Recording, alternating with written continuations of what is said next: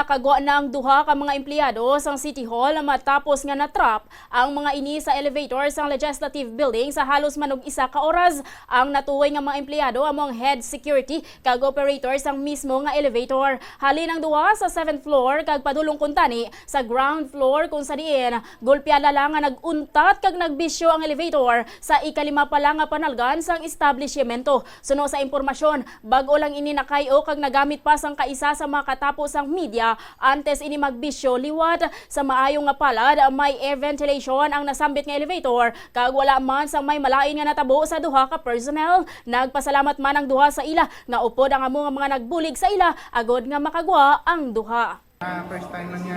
Na may na-stock kid man. Na-stock kid pero naka-experience naman ng stock pero naka-open. So pero sa piyak nga elevator. Hindi kayo na wala na natapos ka kayo pero malas ang elevator boy sa dano. Oo. Okay na, napili nakasakayan sa babaw. So pag saka sa babaw nga nakalabot na, naog na. Amo to kag na-stock kami sa pit